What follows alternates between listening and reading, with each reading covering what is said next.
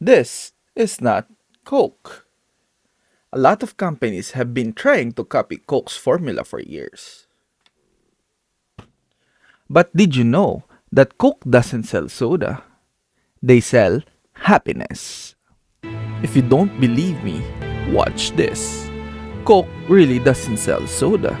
They sell happiness. For the big, for the small, the short, and the tall. Peacemakers, risk takers. For the optimists, pessimists, exhibitionists. For long distance love. For the farsighted, nearsighted. For introverts and extroverts. For the thinkers and the doers. For old friends. Coca-Cola. For everyone.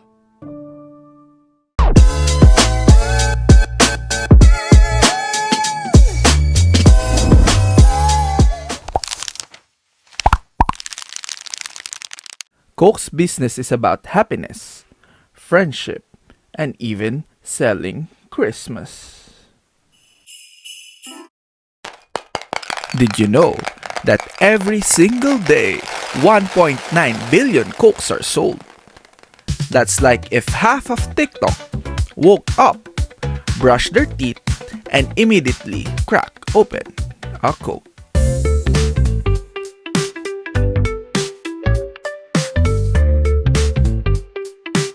But here's the crazy part. When Coke first launched in 1886, the founder just sold 9 drinks a day. 9 bottles of Coke. That's not a business. That's like begging your mom to buy more. Oh my. So how did Coke go from 9 drinks in a pharmacy to a global soda overlord? Simple. They hacked our brains and made us associate their brand with feelings. And that's the real secret formula.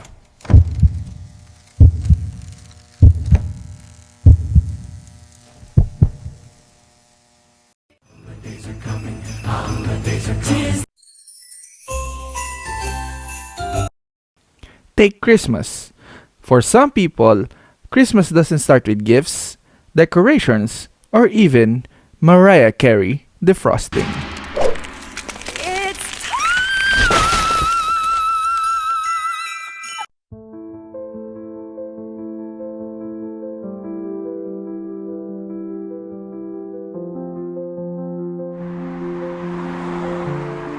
Nope. Christmas starts when you see that Coca-Cola truck glowing in the snow or Santa cracking open a Coke. In 2024, their campaign wasn't about soda. It was about kindness, generosity, and being your own Santa on TikTok. In early 2025, they doubled down with Enjoy the Moment. Ads telling you to put down your phone and connect with people. The not-so-subtle message, forget likes, forget followers. What you really need is a Coke. But their biggest trick? The branding. The Share a Coke campaign simply replaced the iconic logo with people's names, and it triggered absolute chaos. In Australia, population 23 million. They sold 250 million personalized bottles in just one summer. That's more Coke bottles than people. Some families probably had bigger Coke fridge than their actual fridge.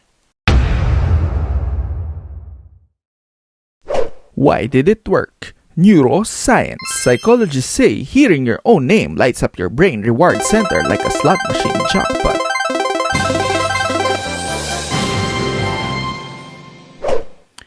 Coke wasn't selling soda anymore. It was selling you.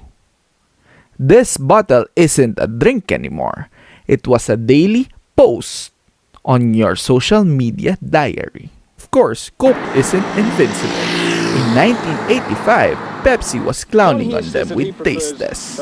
So Coke panicked and changed their 99-year-old formula. The result? Utter chaos. This one. Well, what do you know? Tell me which one you chose. Pepsi. You know, in tests like these nationwide, more people prefer to taste the Pepsi over Coca-Cola. Pepsi's. There's never been a better taste. There's never been a better Coke. Introducing the greatest taste discovery in 100 years. Introducing the new taste of Coca-Cola. They improved the formula, but somehow made it worse. People acted like Coke had burned down their childhood home, protest hate mail, hoarding of old Coke. New Coke is trash. And one man literally buried cans of Coke in his backyard, like the one-piece treasure. Coca-Cola is bringing back the real thing, its original formula from Atlanta, where Coca-Cola is headquartered. Russ Jameson of WAGA-TV reports that too many cola drinkers had complained the new Coke wasn't it. Within 79 days, Coke caved and brought back the old formula as Coca-Cola Classic. It was the fastest corporate U-turn in history. The billion-dollar lesson: Coke wasn't just selling a flavor. They were selling memories. And you can't just reprogram nostalgia. But the new Coke didn't catch on in the Southeast and the Southwest. Now, the soft drink industry is a $23 billion a year giant, and market shares mean millions. Pressured by the dissatisfaction with new Coke, Coke officials thought it was time to change. So why does a company with 94% global recognition still spend $5 billion a year on ads? Because their formula isn't sugar and bubbles, it's psychology. They sell feelings, not products.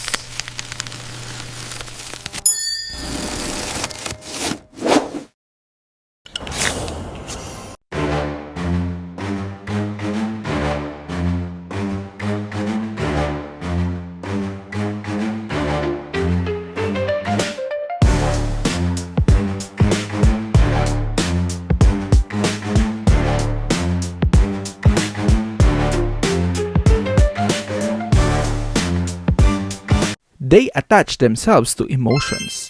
Your barbecue, your Olympics, your Christmas morning. And they make your story, their story, and their story, your story. Now let's talk about the Playbook.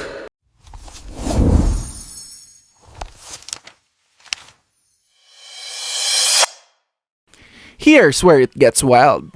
Coke invented brain hacking before neuromarketing was even a word. Framing. They don't ask, do you want a Coke? They frame it as, do you want happiness, togetherness, or even Christmas? Anchoring. Coke anchored itself to cultural events, baseball games, Olympics, barbecue, and even Christmas. Once you anchor a brand to life's biggest moments, drinking anything else feels like a mistake. Classical conditioning. Just like how dogs are trained to like something, Coca-Cola trained our minds to crave for that fizz and that red color. So when you see those trucks glowing in the snow, or even Santa holding a can of Coke, your brain feels the sugar rush before you even open that Coke. Mirror neurons. Those ads of friends and clinking Coke soda bottles aren't just random ads. Neuroscience shows that your brain copies whatever it sees on the screen. So when you see a Coke ad, you just don't see happiness. You feel it. Scarcity and personalization. The Share a Coke campaign wasn't just clever, it was genius. It hijacked scarcity bias. You weren't just buying a Coke, you were hunting for that perfect Coke with your name on it. A one-of-one treasure with your identity printed on it. Loss aversion. And when they tried to take the old Coke away in the 80s, it wasn't just about flavor. It was about memories. It was about feelings. It was about something that you and your family share. They triggered people's deepest fear, losing nostalgia. Psychologists even says that losing something is much more painful than gaining something. So that trigger is one of the most powerful tool that neuromarketing is using. And Coke learned that lesson in 79 brutal days. Put this all together and you see why Coke doesn't just quench thirst. They hijack memories, prime your brain, and wire their brand into your emotional core. And that's how you go from 9 measly drinks a day to turning sugar water into the most powerful brand spell on earth. So the next time you buy a Coke, it's not just to quench your thirst, or crave that fizz, or even that sugar rush that triggers dopamine. The next time you buy a Coke, you'll remember your grandma, you'll remember your friends that you shared with, and you'll remember everything that's happened to your life when you were drinking Coke.